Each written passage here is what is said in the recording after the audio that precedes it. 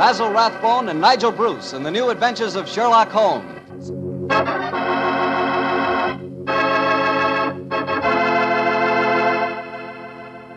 Invite you to listen to Dr. Watson tell us another exciting adventure he shared with his old friend, that master detective, Sherlock Holmes.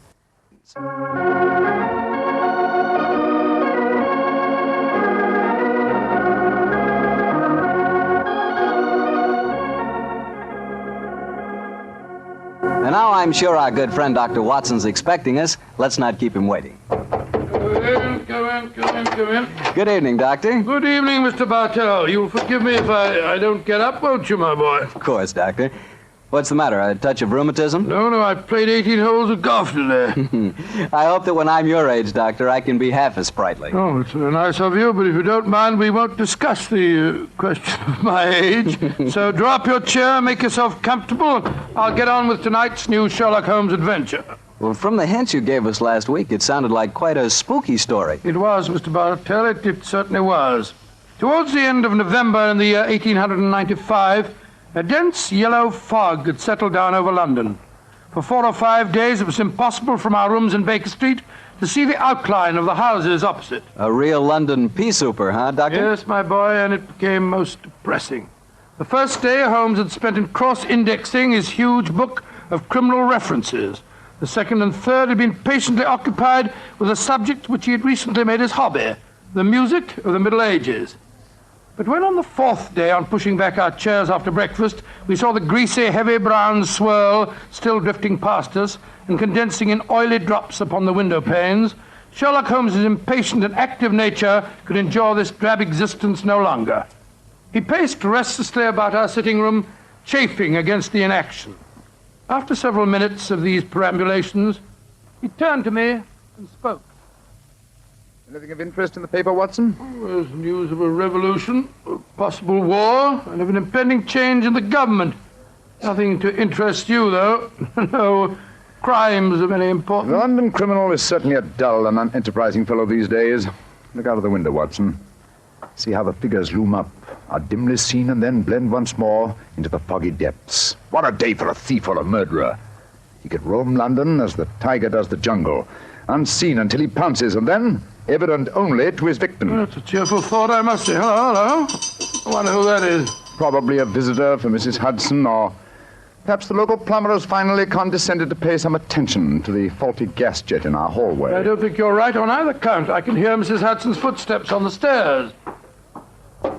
Come in. Yes, Mrs. Hudson, what is it? Oh, excuse me, Mr. Holmes, but there's a gentleman to see you. Says it's most important, and he asked me to give you this card, Oh, sir. thank you. Oh, Mortimer Harley, eh? Show him up, please, Mrs. Hudson. Very good, sir. Mortimer Harley, and who's he? I've not had the pleasure of meeting him personally, but I'm quite familiar with his scientific reputation. Scientific? In what does he specialize? Oh, I suppose one might refer to him as one of the greatest authorities on all matters connected with the occult. You mean the fellow dabbles in supernatural stuff and all that sort of thing? I mean, my dear Watson, that Mortimer Harley is an extremely intelligent man with a thoroughly comprehensive and scholarly knowledge of his field and an intense belief in the existence of the supernatural force. Here he is to speak for himself. Oh, come in, Harley. Thank you, Mrs. Hudson. You're Mr. Sherlock Holmes? Yes, sir. This is my colleague, Dr. Watson. How do you do, Mr. Harley? How do you do, Doctor? Won't you sit down, sir? Thank you. Well, you fellas are probably wondering who I am and what's brought me here. Well, we're not wondering who you are, Mr. Harley. My friend Holmes was just telling me of your scientific eminence. I'm flattered that you know of me, Holmes. Just the same, you're wondering why I'm here. Naturally, sir. Well, since you know I'm a student of the occult, I'll get right down to my problem. Mr. Holmes, have you ever heard of the Headless Monk of Trevennis Chapel? Oh, yes, indeed, Mr. Harley. An apparition to be counted among our more intangible national treasures, I should say. I'm sorry to appear stupid, but I have never heard of the Headless Monk of whatever it is, Chapel. Well, then, let me tell you about it, Doctor. Yes, I wish you would. Trevennis Manor in Cornwall was once an abbey. It was expropriated during the reign of Henry VIII, and several of the monks were killed in some of the minor difficulties attendant on such an act. But one of the murdered monks, a certain Brother Hugh, the chapel organist, was persistent. He still haunts the chapel today. He still plays the organ, and since he was beheaded, he always appears headless. It's a charming little legend, Mr. Harley, but you don't expect us to believe it's anything but a legend, surely. Ah, skeptic, eh? How about you, Mr. Holmes? I'm extremely curious to know why you've come to see me, Mr. Harley. I'll tell you why. I have a rare opportunity to investigate the phenomena. You see, the son of an old friend of mine, a young fellow by the name of Leonard Miles, is secretary to the owner of Trevennis Manor. He asked me to stay there, and I find the invitation irresistible, particularly since the phenomena have curiously increased of late, Mr. Holmes, almost as though some more mortal agency were motivating them. Oh. Now I see why you've come to me, Mr. Harley. I knew you would, Holmes. You see, I'm like my good friend and fellow investigator, Carnacki. I believe in being prepared to meet phenomena on either the natural or the supernatural plane. If the phenomena are real, then they fall legitimately in my field. Whereas if, as I'm sure you suspect, they are being contrived by human forces, then you think that's more in my department, eh, Harley? Exactly. Well, what do you say, Holmes? A little trip to Cornwall would be a nice few days. We'd probably escape the fog down there. Ah, the places with the weather, Watson. What? I'm much more concerned with the fog that surrounds the appearances of the Headless Monk of Trevennis Chapel. Mr. Harley, I accept your invitation with pleasure. There's still time to catch the Cornish Express. We can be at Trevennis Manor before the moon is up.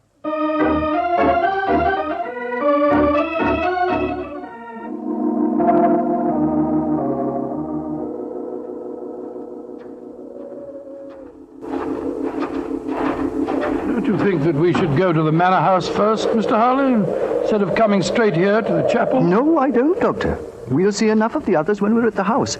I couldn't resist taking a look at the chapel in the moonlight. You understand, don't you, Holmes? Oh, yes, perfectly. I must say it's a fascinating piece of architecture. Yes, it's practically a ruin, though. I don't imagine it's been in use for some time. And yet it's been standing for well over 400 years, I should say.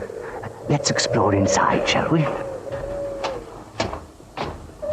Hello? Who's this funny-looking fellow coming down the steps towards us? If I didn't hear the sound of his footsteps, I'd believe it was a psychic manifestation. He certainly looks as if he came from beyond the grave. Who be ye, gentlemen, and where be ye going? Well, supposing you tell us who you are first, my good man. Who be I? I be David Pendragon, sir. That's who I be, stable hand here at the manor. And I ask you gentlemen again, where you be going? We're staying at the manor, and we're just going to take a look at the chapel. Oh, don't ye do that, sir. People that go in there don't often come out the way they go in, sir. Don't ye do it, gentlemen. What are you talking about, my good fellow? I be talking about the ghoulies and the ghosties and the organ music that comes out of the nowheres. You've heard it? Of course I heard it, sir. Just like I seen the poor monk walking around without his head on. Take us into the chapel, will you? And show us where you saw the figure. Aye, that I will not, sir. Not for all the gold in Porthcawl will I go back and chance seeing the poor lost soul wandering about without his head on. If you gentlemen know what's good for ye, you'll not go in there either. Mark my words, don't ye go in that chapel. Extraordinary chap. Seems really frightened of the place. Yes, but it's more than blind superstition that accounts for his reluctance. Let's go in, shall we? Well, I suppose it's all right.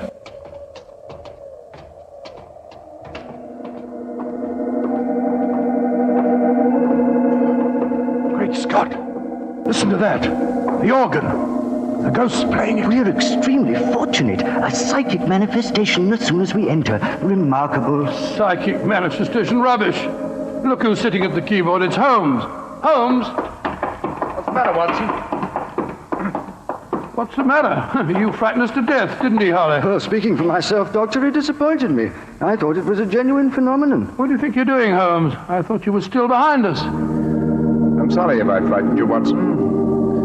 I was curious about this organ. I slipped in by the side door ahead of you and tested the instrument. It's in astonishingly good condition for a disused chapel, don't you think, Harley? Yes, I do, Holmes. One might reasonably presume that someone tends it with great care. In fact, I would go further and say... What are you doing in here? We are guests at the manor house, and we decided to pay a visit to the chapel before we paid our respects to our host.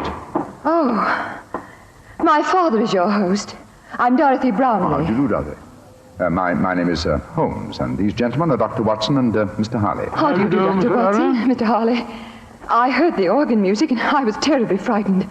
You've heard of the legend, I suppose. You mean about the headless monk and the ghostly organ and music, Miss Brownlee? Yes, Doctor. And it's more than a legend, I assure you. That's why I rushed over here as soon as I heard it. It must have frightened all the servants within hearing distance. Why were you playing the organ? I was curious to see whether it was in good repair. Obviously it is, Mr. Holmes. Well, my father and his secretary, Mr. Miles, are expecting you, I know. Let's walk over to the house, shall we? I'm sure you've seen enough of the chapel for tonight.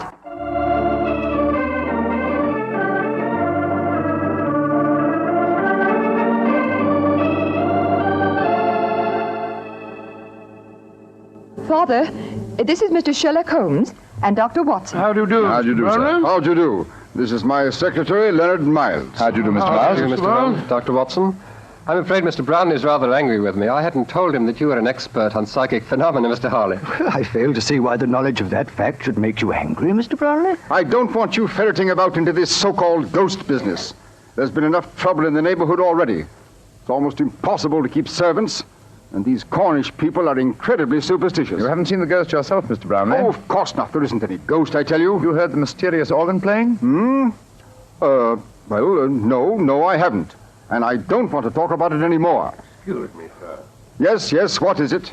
David Pendragon's at the door. He's very anxious to see you, sir.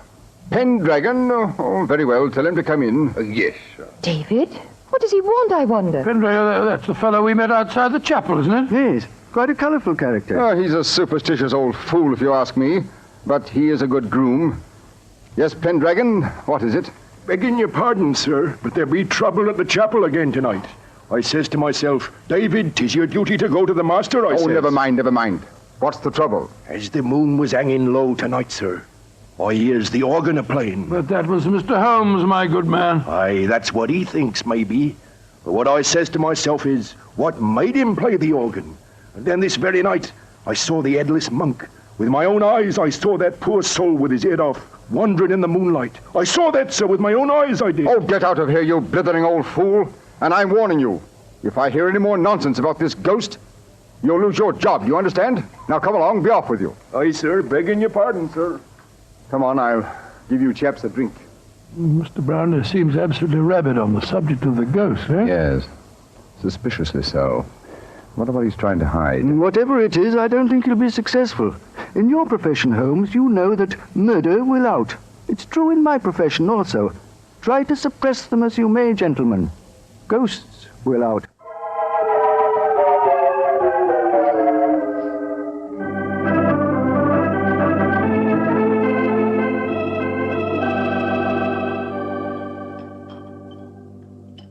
Well, Holmes, this place may be haunted, but I swear that I never spent a better night anywhere. And I've never eaten a better breakfast. Pass me another kipper, will you, old chap? Oh, well, Thank you. I heard you moving about quite late.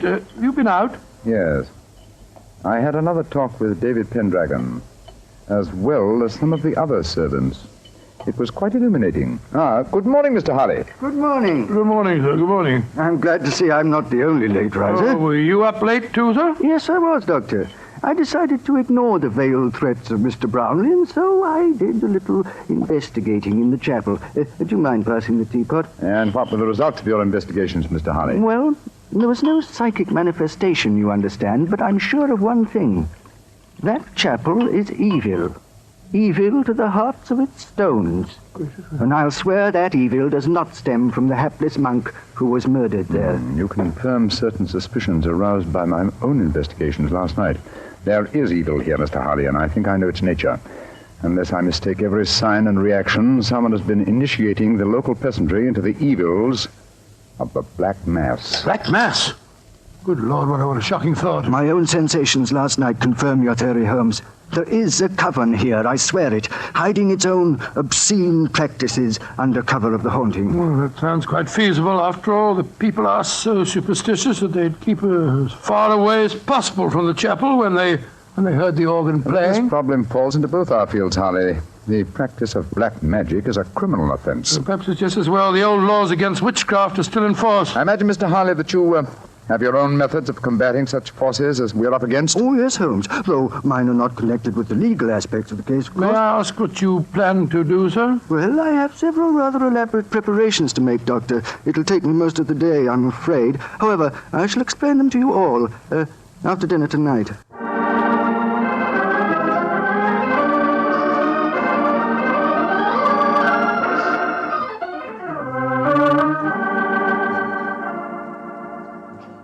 It's very pleasant to sit here after a good dinner with a superb brandy at one's elbow and listen to the piano being so charmingly played. You're very kind, Want to play something more, Miss Brownlee? I'd love to. Are you enjoying your stay down here, Oh, Mr. very much, Holmes? thank you. Both Mr. Harley and I have found the local folklore extremely interesting. I say, you fellows haven't been investigating the haunted chapel business again, have you? Now, look here. If you have, I shall be very angry. It's abusing my hospitality. I told you distinctly I didn't want any more talk of ghosts. We are not talking of ghosts, my dear Mr. Brownlee. I have something even more important that I must fight now. It's possibly a little hard to imagine me as a crusader, me, the stooped little man, beside the four of you, as toweringly tall a quartet of men as I have ever faced, and yet I am your St. George. What on earth are you talking about, sir? I'll tell you in secrecy. This mustn't reach the ears of the peasantry. I refer to myself as St. George because I go to wipe out an evil that lives in your midst, a living, modern dragon. Please, Mr. Harley, that sounds dreadfully frightening. And to rid you all of this fiend, I must cleanse the chapel, purify it, exorcise it, remove its residue of psychic evil. That, gentlemen, is my mission tonight. Dorothy! She's fainted. Get some smelling salts, quickly. I'm afraid you were a little too graphic, Mr. Harley. I'm sorry if I frightened the young lady, but I'm sure that after tonight she will have no further grounds for fear in Trevenice Manor.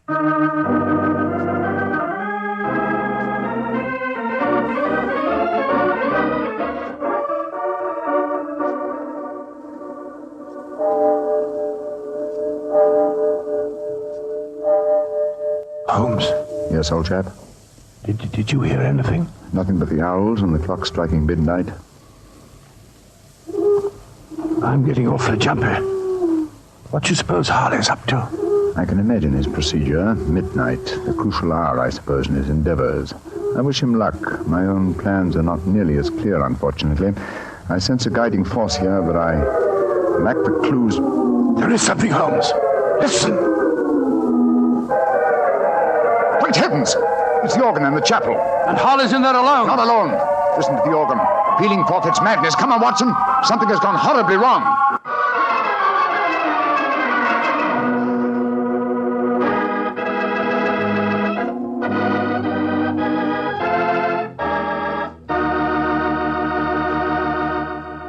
You'll hear the rest of Dr. Watson's story in just a second. Dr. Watson, that was a heck of a place to break off your story. Then let us continue it as speedily as possible, my boy. As soon as we heard that devilish organ music, Holmes and I rushed out of the house and raced in the moonlight down the path leading to the ruined chapel. By the time we reached the entrance, the organ music had ceased, and the tall, gangling figure of David Pendragon was standing in our path. What be you gentlemen be wanting at this Never time of mind night? that. What are you doing here?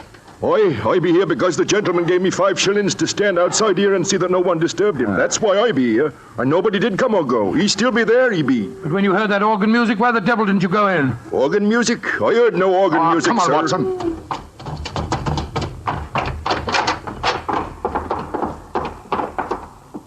Great heavens. Look at him. We're too late. Poor devil. A knife through his heart. It's obvious who did it, that fellow Pendragon. I'll go and grab him before he gets away. Watson, he's not our man. This murder was planned with devilish cunning. It's a curious thing. There's no sign of a struggle at all. Looks as if he just stood here and allowed himself to be stabbed. Are these chalk marks with which the body is surrounded? What is known as a pentagram, I believe. He thought it would protect him completely from the supernatural forces. Poor chap. For once his researches went too far. Yes, because they touched not on the supernatural, but upon natural evil. And remember, Watson, that only 3 people besides ourselves and David Pendragon knew of this vigil. Yes, Brownlee, his daughter, and young Miles, the secretary. Exactly. Go back to the house, will you? And bring them here. And perhaps we can lay a ghost by trapping a murderer.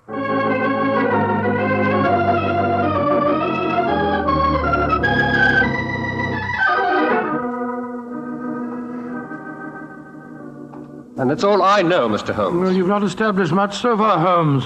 The 3 of them all swear they were asleep and that they didn't hear the organ. Yes, and you can't prove otherwise, I think I Holmes. can prove that one of you was not only awake, but also murdered Mortimer Harley. But why should any of us want the poor man dead, In Mr. your Holmes? case, young lady, I confess that I find it hard to conceive a motive. Implying that Mr. Brownlee and I might have one? Well, Mr. Miles, you must admit that you're responsible for Mr. Harley coming here. And you, Mr. Brownlee, must Admit that you did everything in your power to prevent the dead man from carrying out his investigations. Why? What were you trying to hide? Nothing. It's just that I wanted to sell the manor house. All this talk about ghosts was giving the place a bad name. And if it had gone on, I'd never have disposed of the property. Well, speculation can get us nowhere. Let's get down to facts. Is there any other entrance to this chapel besides the two doors? None. Oh, there was an old smuggler's cave which came out near the organ loft, but Father had it bricked up some years ago. I had to. The tourists kept crawling in. Go and examine it, will you, Watson, old chap? All right, sure, Holmes. If you don't mind my saying so, Mr. Holmes, it seems obvious who did this murder. You told us David Pendragon admitted that no one went in or out as he stood guard. He must have done it himself. Oh, the man's half-witted. And superstitious. He might have killed Mr. Harley because he was attempting to interfere with a ghost. And then played the organ to celebrate the occasion? I think you overestimate David Pendragon's capabilities, Miss Brownlee. Mr. Miles. Yes, Mr. Holmes. Pendragon is waiting outside. Would you be kind enough to ask him to come here for a moment, please? Certainly. What did you find out, Watson? Well, it's easy to see where it was bricked up, but it's a solid wall now. No one could get in that way. But if no one came in or out, who else could have killed Harley except Pendragon? The ghost, or rather the person disguised as a ghost. The dead man expected a psychic manifestation. When he saw the supposed ghost coming towards him, he offered no resistance. He believed that the magical pentagram would protect him. Ah, there you are, David. Aye, here I be, sir. But I don't know nothing more than what I told thee. Oh, don't be frightened, Pendragon. All we want is the truth. That's what I told thee, sir. And tell us a little more, will you? When you said no one had entered the chapel tonight, you meant that no mortal man had entered, didn't you? That I did, sir. But how could I say I'd seen the ghost when Mr. Brownlee here had told me I'd lose my job if I spoke of the ghost again? Oh, now we're getting somewhere. So you did see the ghost? That I did, sir. The poor soul walking through the moonlight with no head on his body. You saw it quite clearly? Just as clearly as I sees you now, sir. How tall was he? He was... Would you mind standing against the wall, sir? Yes, of course. He was as tall as...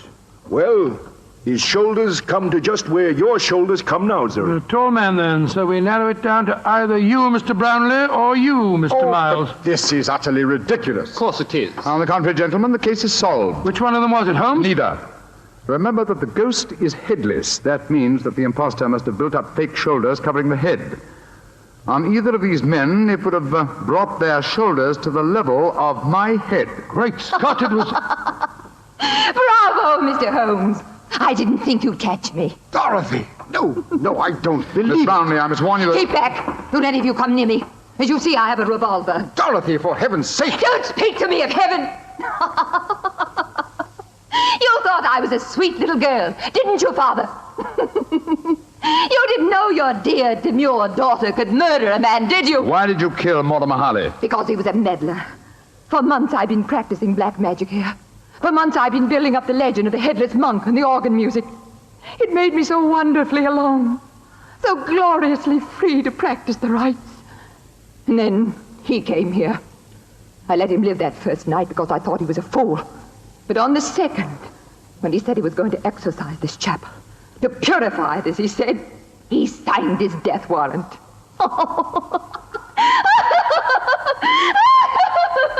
If you could have seen his face, if you could only have seen his stupid, startled face as I plunged the knife into him. Dorothy! He bled so beautifully. Holmes, she's mad as a hatter. What are we going to do? Brownlee, give me that revolver. And let you take me to prison or an asylum?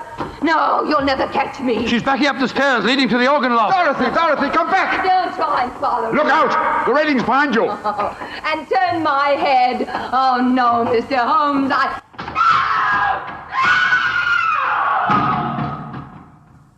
Dorothy! My poor little girl. Mr. Brownlee, the powers of evil are frightening.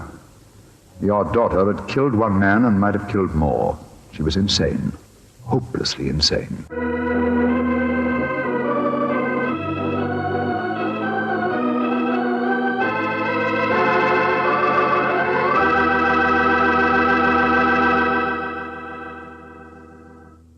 Well, Doctor, that was quite an exciting story.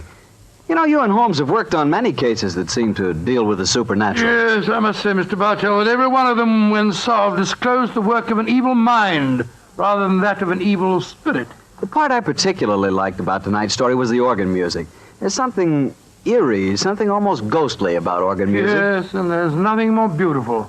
You know, I wish I could play the organ and write music for it. Well, Dr. Watson, what new Sherlock Holmes adventure do you have lined up for us next week? Well, now let me think. Next week, Mr. Bartell, I'm going to tell you a story that started quietly enough as Holmes and I sat at a London dinner party, and yet, before the evening was over, we found ourselves involved in one of the most shocking scandals that ever rocked London society.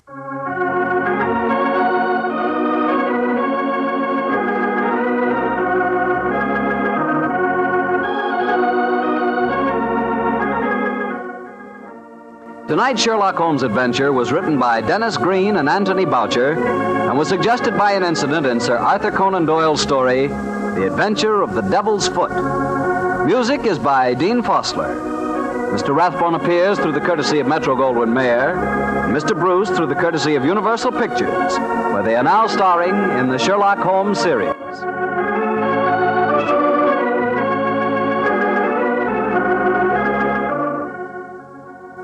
Tune in again next week, same time, same station. Sherlock Holmes comes to you from our Hollywood studio.